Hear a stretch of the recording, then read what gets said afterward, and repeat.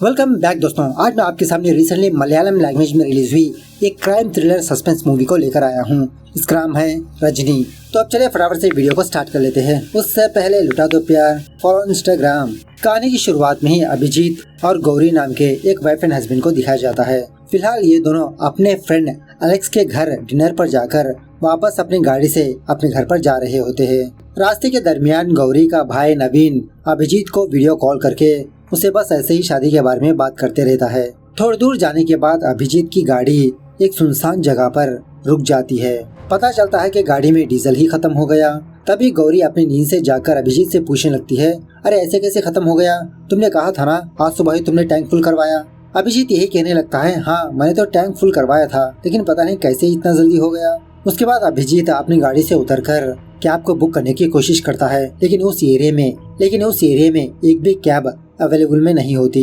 जब अभिजीत अपने friend Alex को कॉल करने ही वाला होता है कोई गाड़ी अरेंज करने के लिए, तभी उसी रास्ते से दो लोग गुजरने लगते हैं। अभिजीत इन दोनों से पेट्रोल बंक का एड्रेस पूछने लगता है कि इस एरिया में आसपास में कोई पेट्रोल बंक है, मेरी गाड़ी में डीजल खत्म हो गया।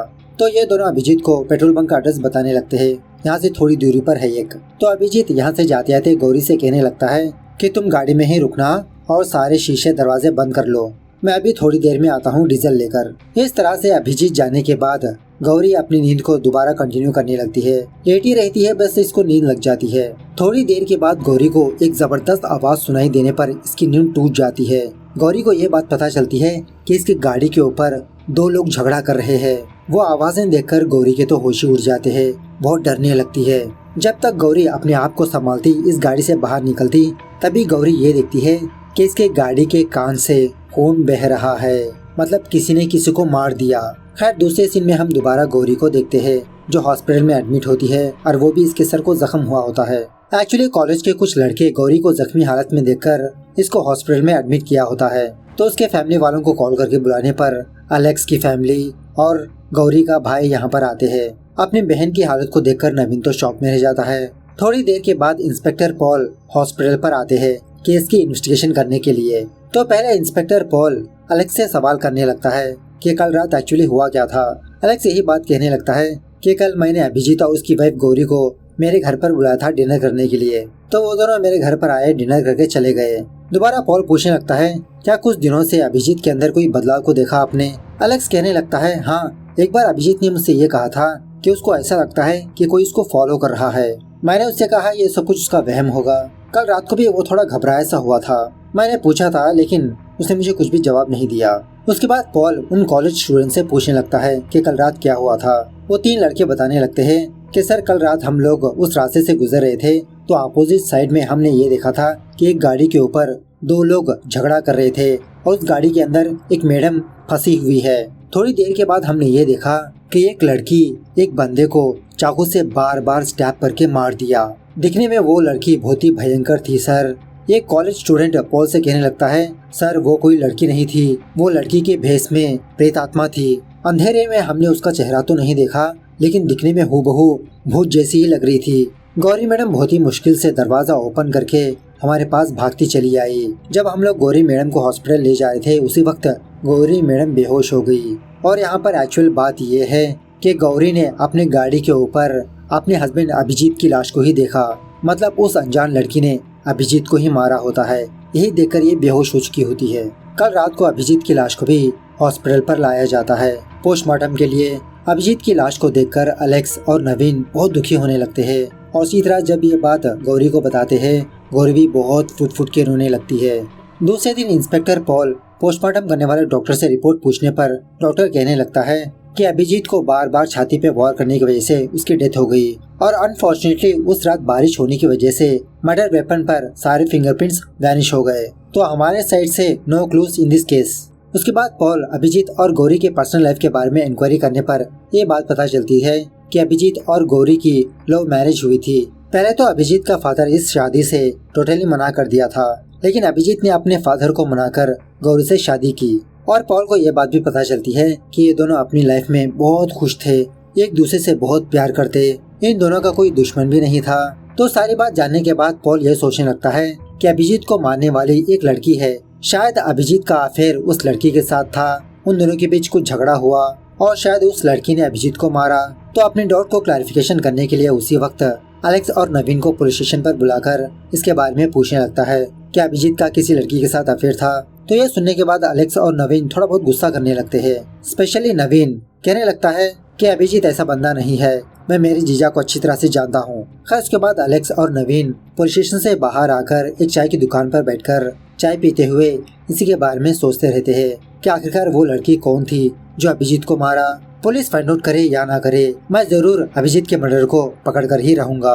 उसने खामखा मेरी बहन की जिंदगी बर्बाद कर दी, विधवा कर दिया उसने। इस तरह से जब बात कर रहा होता है तो तभी नवीन को कुछ दूरी पर एक लड़की नजर आती है। जब नवीन यही बात एलेक्स को बताता है कि वो लड़की कौन है तो पीछे पलटकर देखने पर वहाँ पर वो लड़की मौजूद नहीं होती। खैर घर आने के बाद नवीन यही सोचने लगता है, क्या सच में मैंने वहाँ पर उस लड़की को देखा या तो फिर ये मेरा वहम था। उसके बाद नवीन अपनी बहन का फोन लेकर बस ऐसे ही चेक करने लगता है। पता चलता है कि जिस दिन हादसा हुआ था उस दिन कुछ बैंक ट्रांजैक्शंस चले थे। इसी के बारे में पता करने के लिए नवीन अपने बैंक वाले फ्रेंड को कॉल करने लगता है। गौरी का अकाउंट इसी बैंक में होता है। कहना लगता है कि तुम मेरी एक छोटी सी मदद करोगे। हादसे वाले दिन मेरी बहन के एटीएम से कुछ पैसे विथड्रॉ हुए हैं, क्या तुम मुझे उस एटीएम का लोकेशन पता करके बता सकते हो कि वो ट्रांजैक्शन कहाँ से हुए। तो नवीन का फ्रेंड उसी तरह से डिटेल्स हासिल करके नवीन को सेंड करने पर उसी वक्त नवीन फटाफट से क्राइम स्पॉट पर जाता है। जहाँ पर हादसा हुआ था वहाँ पर खड़े रहकर इमेजिनेशन करने लगता है कि उस रात एक्चुअली हुआ क्या होगा। अब वो ट्रांजैक्शन एक पेट्रोल बंक के एटीएम से हुआ होता है। तो नवीन यहाँ से उस पेट्रोल बंक के पास जाता है जहाँ से उस रात अभिजीत ने डीजल पकड़वाया था। यहाँ आने के बाद नवीन यहाँ के मैनेजर से रिक्वेस्ट करके उस रात का सीसीटीवी फुटेज दिखाने के लिए कहता है। सीसीटीवी फुटेज को देखने पर नवीन को ये बात पता चलती है कि उस रात अभिजीत ऑटो के जरिए से इस पेट्रोल बंक के पास आकर कैन में डीजल भरकर दोबारा अपनी गाड़ी के पास गया। जब नवीन डीपली चेक करने पर इसको एक और बात भी पता चलती है कि उस ऑटो में ऑलरेडी एक लड़की बैठी है। तो नवीन इस सारे फुटेज को अपने फोन में रिकॉर्ड करके दूसरे दिन इंस्पेक्टर पॉल के पास जाकर ये सारी चीजें दिखाता है। कहने लगता है, सर अगर हम इस ऑटो वाले बंदे को पकड़ लें तो उस लड़की का भी पता लग सकता है, क्योंकि अभिजीत को एक लड़की नहीं मारा। तो पॉल अपनी टीम को उस ऑटो का नंबर देकर इसके बारे में थोड़ा इंक्वायरी करने के लिए कहता है। पता चलता है कि वो ऑटो सेल्वम नाम के एक बंदे का है और एक टीम मेंबर कहने लगता है, अरे सर मैंने उस ऑटो वाले बंदे को अभी भी इंक्वायरी करके भेजा, मतलब सेल्वम जस्ट अभी ही पुलिस स्टेशन से बाहर निकला होता है। पॉल का टीम मेंबर कहने लगता है, मैंने तो उस बंदे से बस कैजुअली इंक्वायरी किया, उसने कहा था कि उसको कुछ भी नहीं पता। तो पॉल और उसकी टीम हर जगह पर सेल्वम की तलाश करने लगते हैं। तो फाइनली रात होने के बाद पुलिस वाले सेल्वम को पकड़ ही लेते हैं। उस सीसीटीवी फुटेज को दिखाते हुए इसके बारे में पूछने लगता है कि तुम्हारे ऑटो में वो लड़की कौन थी, उस रात क्या हुआ था। तो पहले तो सेल्वम झूठ कहने लगता है कि सर हाँ, उस रात अभिजीत सर मेरे ऑटो में आए थे, मैंने उनको एक पेट्रोल बंक के पास ड्रॉप किया। कैन में पेट्रोल भरने के बाद दोबारा मैंने उनको गाड़ी के पास ड्रॉप कर दिया। अभिजीत सर और गौरी मैडम वहाँ से चले गए अपनी गाड़ी लेकर। यह सुनने के बाद पॉल अपनी स्टाइल में इंक्वायरी करने लगता है। सेल्वम को बहुत मारने पीटने लगता है, सच बोलने के लिए कहता है। अब ज्यादा मार ना खाना पड़े इसीलिए सेल्वम इंस्पेक्टर पॉल को उस रात जो हुआ वो बताने लगता है। एक्चुअली कुछ दिनों पहले न्यू ईयर चल रहा था, जब सारे लड़का लड़की पार्टी शार्टी कर रहे थे तो तभी एक लड़की मेरे ऑटो के पास आकर मुझसे मदद मांगी। शायद वो लड़की चेन्नई को नहीं आई थी और वो ये चाहती थी कि मैं उसको सारा चेन्नई घुमाऊं। तो उसी तरह से मैंने उस रात उस लड़की को अपने ऑटो में बिठाकर चेन्नई घुमाने लगा। अब मैंने सोचा कि लड़की थोड़ा क्लोज हो रही है, मैं भी थोड़ा क्लोज हो जाऊं। इस तरह से एक सुनसान रास्ते पर जाकर अपने ऑटो को स्टॉप किया। जब पीछे पलटकर देखा तो वो लड़की मेरे ऑटो में मौजूद नहीं थी। मैं तो बहुत ही डर गया। जब मैं दोबारा अपने ऑटो लेकर निकलने ही वाला था तो अचानक से वो लड़की मेरे ऑटो में आकर बैठ गई और उस लड़की ने मुझसे कहा कि उसको मेरिना बीच के पास ड्रॉप कर दे। तो मैंने उसको वहीं पर ड्रॉप कर दिया और जाते आते उस लड़की ने मेरा फोन नंबर लिया। कहने लगी थी जब भी मैं तुमको कॉल करूं तो मुझे पिकअप करने के लिए आ जाना। इस तरह से हर रोज मैं उसके अपार्टमेंट से पिकअप करके उसके ऑफिस के पास ड्रॉप करता था। वो किसी सॉफ्टवेयर कंपनी में काम करती थी सर। वो लड़की मुझे अच्छे खासे पैसे भी देती थी, लेकिन कभी उसने अपना नाम नहीं बताया। एक दिन जब उस लड़की के पास पैसे नहीं थे तो मुझसे ये कहा कि लक्ष्मी बार के पास जाकर सत्या नाम के एक बंदे से पैसे ले लो। बस मैं यही जानता हूँ, इसके अलावा कुछ नहीं जानता। पॉल उस रात का इंसिडेंट डिटेल में बताने के लिए कहता है। सेल्वम कहने लगता है कि सर उस रात उसने मुझे ये कहा कि अभिजीत सर की गाड़ी को फॉलो करो। तो मैं उसी तरह से फॉलो करने लगा और कुछ दूर आने के बाद ऑटो को स्टॉप करने के लिए कहा और थोड़ी देर के बाद अभिजीत कैन लेकर मेरे ऑटो के पास आया। कहने लगा था कि पेट्रोल बंक के पास छोड़ दो। अब उस लड़की ने भी अभिजीत को ऑटो में इन्वाइट किया, तो मैंने अभिजीत सर को पेट्रोल बंक के पास ड्रॉप करके दोबारा उनके गाड़ी के पास ड्रॉप करने के लिए जाने लगा। तो रास्ते के दरमियान वो लड़की अभिजीत सर को उनके नाम से बुलाने लगी और सडनली पता नहीं उस लड़की को क्या हो गया, अभिजीत सर का गला घोटने लगी, मारने पीटने लगी। मैंने उस लड़की को समझाने की कोशिश की, अरे तुम क्या कर रही हो? मैं तो बहुत ही डर गया सर। और सडनली ब्रेक मारने की वजह से अभिजीत सर ऑटो से निकलकर बाहर गिर गए। उसके बाद वो लड़की अपने हाथ में चाकू लेकर अभिजीत सर को फॉलो करने लगी। ये चीज देखकर मैं तो बहुत ही डर गया कि कहीं वो लड़की मुझे भी ना मार दे, इसलिए मैं अपने ऑटो लेकर फुर हो गया। उसके बाद क्या हुआ मुझे पता नहीं सर। दूसरे दिन से मैंने उस लेडी का फोन नंबर ब्लॉक कर दिया, दोबारा उससे कभी नहीं मिला। इस तरह से सारी सच्चाई बताने लगता है। उसके बाद सेल्वम उस लड़की का हुलिया बताने पर एक स्केच बनवाने लगते हैं पुलिस वाले। फाइनली लड़की का स्केच बन के रेडी भी हो जाता है, न्यूज़पेपर्स में छपवा देते हैं। उसके बाद सेल्वम पुलिस वालों को उस एरिया पर ले जाने लगता है जहाँ से सेल्वम उस लड़की को पिक कर रहा था। तो यहाँ आने के बाद ये बात पता चलती है कि ये कोई अपार्टमेंट नहीं है, ये तो एक ब्रूटल हाउस है। तो पुलिस वाले उस लड़की की फोटो दिखाकर यहाँ के सारी लड़कियों से पूछने लगते हैं, क्या तुमने कभी इस लड़की को देखा? सारे लोग यही जवाब देने लगते हैं, नहीं कहा। उसके बाद अभिजीत की फोटो दिखाकर पूछने लगता है, क्या अभिजीत यहाँ पर आया करता था? तो वो लोग कहने लगते हैं, नहीं, हमने इसको भी नहीं देखा। खैर उसके बाद पुलिस वाले लक्ष्मी बार जाकर सत्या नाम के उस बंदे को पुलिस स्टेशन पर लाते हैं इंक्वायरी करने के लिए और उसी तरह उस लड़की के बारे में पूछताछ करने के लिए। उसके बाद पॉल नवीन को पुलिस स्टेशन पर बुलाकर कहने लगता है कि हमने सत्या नाम के एक बंदे को पुलिस स्टेशन बुलाकर इंक्वायरी किया। तो सत्या ने कहा कि उसके शादी से पहले वो उस लेडी से मुलाकात किया करता था, लेकिन सत्या की शादी होने के बाद उसने दोबारा उस लड़की से मुलाकात नहीं की। हमने सेल्वम से उस लड़की का फोन नंबर लेकर उसकी कॉल हिस्ट्री चेक की, तो पिछले 6 महीनों में उस लड़की ने ज्यादातर सेल्वम और अभिजीत को ही कॉल किया। सारी चीजें देखकर मुझे ऐसा ही लगता है कि शायद अभिजीत उस लड़की का कस्टमर होगा और शायद इन दोनों का रिलेशनशिप थोड़ा सीरियसली हो गया। बाद में झगड़ा वगड़ा हुआ होगा, बाद में उस लड़की ने प्लान बनाकर अभिजीत को मारा होगा। लेकिन नवीन को पॉल की बातों पर यकीन ही नहीं होता कि अभिजीत कभी भी ऐसा नहीं कर सकता। वो गौरी से बहुत प्यार करता है, हर एक बात शेयर करता है गौरी से। उसके बाद पॉल इसी के बारे में पूछने के लिए गौरी के पास जाता है। तब तक गौरी रिकवर हो चुकी होती है। गौरी भी यही कहने लगती है कि अभिजीत को मैं अच्छी तरह से जानती हूँ, वो किसी दूसरी लड़की के साथ रिलेशनशिप में नहीं जा सकता। मुझे लगता है कि आपको केस हैंडल करना नहीं आ रहा, खामखा आप मेरे हस्बैंड पर ब्लेम कर रहे हो। ऐसा कहते हुए बहुत इमोशनल होने लगती है। खैर दूसरे दिन गौरी और शिल्पा सुपरमार्केट पर जाते हैं। शिल्पा नवीन की जीएफ। उसी सुपरमार्केट में हम ये देखते हैं कि वो बंदा सत्या इन दोनों को फॉलो कर रहा है। और एक और शॉकिंग बात यह है कि नवीन सत्या को फॉलो कर रहा होता है। मतलब नवीन को पता लग चुका होता है कि वो लेडी अभिजीत को मारी है, तो शायद जरूर गौरी को भी मारेगी। इस तरह से अपनी बहन को फॉलो करने पर वो सत्या को देखता है जो उन दोनों को फॉलो करते रहता है। रात होने के बाद जब सत्या अपना काम शाम खत्म करके अपने घर पर जाने लगता है, तो तभी भी नवीन उसको फॉलो करते हुए उसके घर के पास पहुंच जाता है। यहाँ आने के बाद नवीन फटाफट से इंस्पेक्टर पॉल को कॉल करके ये बात कहने लगता है कि सर मैंने दिन भर सत्या को फॉलो किया, वो मेरी बहन को फॉलो कर रहा है। मुझे लगता है कि सत्या उस लड़की को जानता है और वो लड़की मेरी बहन को मारना चाहती है। शायद इन दोनों ने मिलकर प्लान किया होगा। ऐसा कहते हुए पॉल को यहाँ का लोकेशन शेयर करने लगता है। थोड़ी देर के बाद नवीन ये देखता है कि सत्या के घर से एक लड़की बाहर आकर कहीं पर जा रही होती है। नवीन उस लड़की को फॉलो करने लगता है। थोड़ी दूर आने के बाद वो लड़की गली के कुत्तों को खाना वाना खिलाने लगती है और इसी तरह ये भी ऑब्जर्व करती है कि नवीन इसको फॉलो कर रहा है। सो किसी जगह पर आने के बाद वो लेडी अपने पालतू कुत्तों को नवीन पर छोड़ती है। नवीन डर के मारे वहाँ से भागने लगता है। वो कुत्ते इसका पीछा करने लगते हैं। पहले नवीन उन कुत्तों से बच जाता है, लेकिन तभी वो लेडी आकर नवीन के सर पे वार करके इसको बेहोश कर देती है। थोड़ी देर के बाद नवीन को होश आकर अपने अपार्टमेंट के पास जाता है, तो अपार्टमेंट में बिजली मौजूद नहीं होती और उसी तरह सिक्योरिटी गार्ड बेहोश पड़ा होता है जख्मी हालत में। और उसी अपार्टमेंट की सीढ़ियों के पास शिल्पा जख्मी हालत में होती है। बहुत ही मुश्किल से शिल्पा नवीन से कहने लगती है, एक लेडी आई थी, हम दोनों पर वार करके गौरी को ले गई, नवीन तुम गौरी को बचा लो।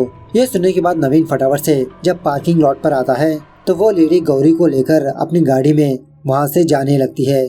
नवीन उस गाड़ी को रोकने की कोशिश करने लगता है, लेकिन वो लेडी बच के निकल जाती है, गौरी को किडनैप करके ले जाती है। थोड़ी देर के बाद पुलिस वाले नवीन के पास आते हैं। पॉल नवीन से कहने लगता है कि हमने उस लोकेशन पर जाकर चेक किया, उस घर में कोई भी नहीं रहता।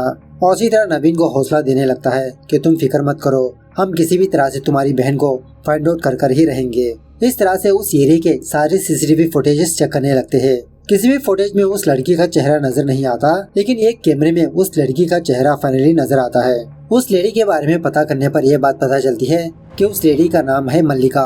उसके बाद पुलिस वाले सत्या के बार में काम करने वाले एक और बंदे को बुलाकर मल्लिका के बारे में पूछने लगते हैं। वो बंदा कहने लगता है कि सर ये लड़की मल्लिका सत्या की आइटम है, हमेशा उसके साथ ही रहता है, वो अभी भी प्रोस्टिट्यूशन का काम करती है। उसके बाद पुलिस वाले कुछ ब्रूटल हाउस पर जाकर मल्लिका के बारे में इंक्वायरी करते हैं, तो किसी को भी मल्लिका के बारे में कुछ पता ही नहीं होता। तो पुलिस वाले बहुत ही मुश्किल से मल्लिका का एड्रेस फाइंड आउट करते हैं और मल्लिका को पकड़ने के लिए inspector Paul as a customer की तरह मल्लिका के पास जाता है, लेकिन मल्लिका पॉल को पहचान कर उस पर हमला करती है। तो पुलिस वाले फाइनली मल्लिका को मार पीट कर पुलिस स्टेशन में लाकर बिठा देते हैं।